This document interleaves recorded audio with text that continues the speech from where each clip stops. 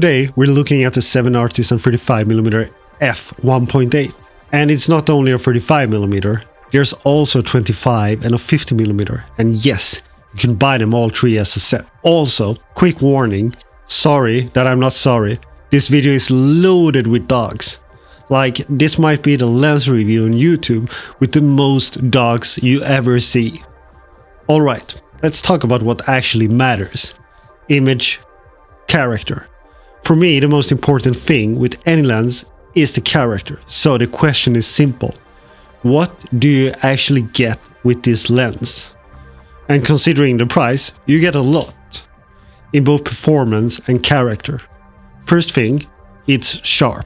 Not clinical sharp, but sharp enough to give you real details. And that's exactly what I like. When it comes to flares, it handles them in a very pleasing way. Flare control is solid, nothing weird pops up, and I felt completely comfortable shooting straight into backlight.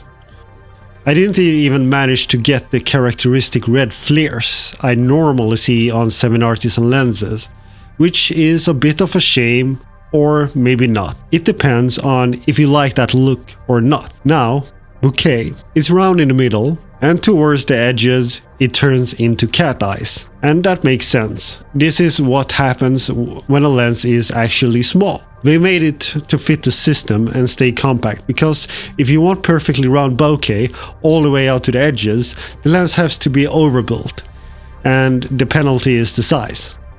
What you get here instead is a really nice combination of vintage vibe with a modern touch. Personally, I like that look. I always go for it, I prefer it, I think it's pleasing because it has character.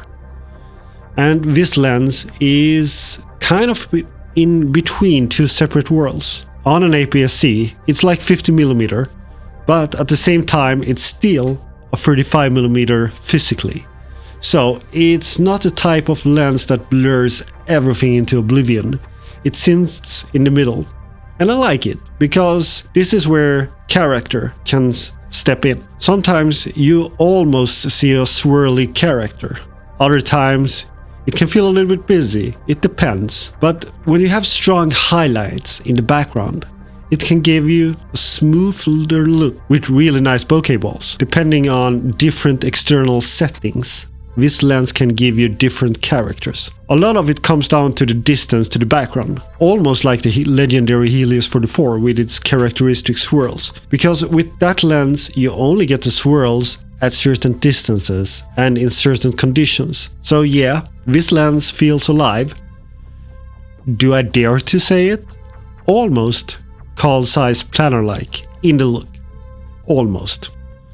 And of course, image character isn't everything. Build quality is also important, and I'm happy to say this. It's simple, but it prioritizes in the right place. It's a low price, yet they still manage to deliver good optical performance, and they manage to deliver good build quality. No, it's not weather sealed. We're not there yet. We don't have budget lenses that are weather sealed yet. That would be a wish. But it is a budget lens, and we have to keep that in mind. So maybe sometimes in the future we have weather sealed budget lenses. However, it's made of metal, the lens hood is plastic, there's no switches, the focus ring feels well dampened. But let's be honest, if I have autofocus, I don't use manual focus.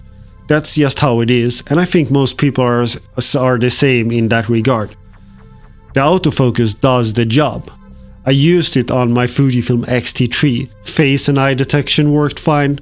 Continuous autofocus with tracking worked fine too. I put the tracker on my subject, half press and trigger the tracking, recompose, let the camera track, let the lens focus, and it does the job without any failure, which is a good thing. And yes, you get a metal mount and a USB-C port on the underside. The standard, kind of. Let's talk about the price.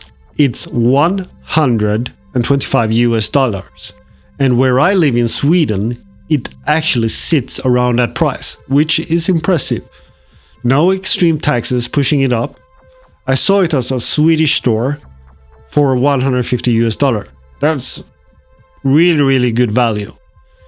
And if you want a whole set, 25, 35 and 50mm, it's $359 US. That's an amazing value for a low cost. Now, compare that to the Fujifilm 35mm X-C lens, the entry-level 35mm for Fujifilm. That one is what I call plastic fantastic. Fantastic optic, but plastic in all the way through. And it costs twice as much as the 7Artisan lens. So, if we compare it to other budget lenses from other brands, a lot of them are well made optically, but most of them are plastic, and they feel like plastic. This one feels good in the hand, it feels good on the camera, and it's not overly large. It performs well, it gives you the essentials of what you are needing. Stop it down, and yes, it gets sharper, like most lenses do. That's nothing unusual. But the real question is it sharp wide open? Yes, it is. It's more than sharp enough wide open. Stop it down a little bit for certain situations and you get perfect sharpness. Well, perfect depends on how you define it. But you get sharp images you can use for most things without any issues. So, would I recommend this lens? Yes, absolutely. The price speaks for itself. If you buy a cheap Fujifilm camera, this is the kind of lens you pick up, especially if you want a small extra kit that you could throw in a bag. This is the lens you pick up as an extra or simply because you want that prime feeling. If you have questions regarding this lens, feel free to drop them in the comments below. Thanks for watching. Have a wonderful day.